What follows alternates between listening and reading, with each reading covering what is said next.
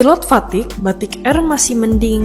Ternyata, kejadian pilot tidur gak cuman dialamin Batik Air aja loh. Di Amerika dan Korea juga ada. Bro, sis, pernah ngalamin susah tidur, tapi pas masuk jam kerja malah mulai ngantuk? Ya, kurang lebih ini samalah dengan yang dialamin oleh pilot-pilot di Batik Air yang kamarnya tidur. Nah, dalam dunia penerbangan, peristiwa ngantuk atau kurang tidur ini disebut juga dengan pilot fatigue. Definisi pilot fatigue sendiri adalah suatu keadaan fisiologis penurunan kemampuan kinerja mental atau fisik akibat kurang tidur atau perpanjangan waktu terjaga, fase sirkadian, atau beban kerja. Intinya sih, hal-hal yang membuat pilot kehilangan fokus dan konsentrasi termasuk ngantuk. Ya, yang namanya ngantuk, hill fog atau fase sirkadian yang terganggu pastinya juga pernah dialami oleh pilot-pilot di luar sana. Seperti kasus di New York City ini, teman-teman, yaitu pada 30 April 2022, di mana dua pilot dari ITA Airline yang saat itu membawa 250 penumpang tiba-tiba tertidur di saat pesawat berada di ketinggian 38.000 kaki pada rute penerbangan New York menuju Roma. Case di New York ini mirip-mirip dengan Batik Air,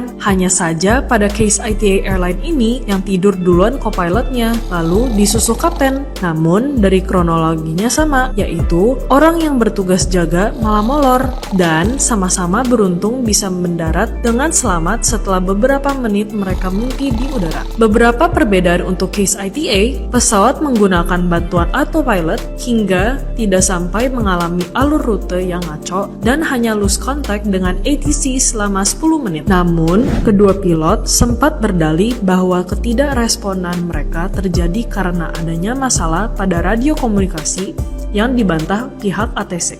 Aduh, alasan aja sih bapak. Nah, kalau ITA Airline masih selamat mendarat di Roma nih guys. Lain cerita dengan Korean Air yang menabrak bukit ketika hendak mendarat di dekat daerah Guam pada tahun 1997. Disinyalir penyebabnya karena kapten pilot yang membawa 254 penumpang itu kelelahan sehingga salah dalam memberikan pengarahan dan melakukan approach yang tidak presisi dan menabrak bukit. 228 orang meninggal dalam kecelakaan tersebut. Sebenarnya masih banyak lagi case pilot fatigue yang berakhir dengan tidak baik, seperti kasus Air Algeria flight di tahun 1994, American Airlines flight 1420 di tahun 1999, dan Aggo Corp Challenger 604 di tahun 2002, dan masih banyak lagi. Banyak yang bilang autopilot mampu meminimalisir terjadinya kecelakaan saat terjadi pilot fatigue. Walaupun begitu, hal ini tetap membahayakan dikarenakan dengan tertidurnya pilot membuat tidak adanya yang dapat memantau status bahan bakar pesawat dan juga kondisi cuaca yang juga penting dalam penerbangan.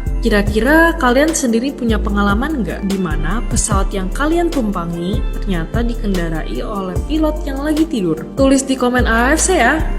Jangan lupa like, komen, juga share untuk mendapatkan banyak info bersama Asia Aero Flying Club. Dan untuk Joy Flight bisa DM kami ya.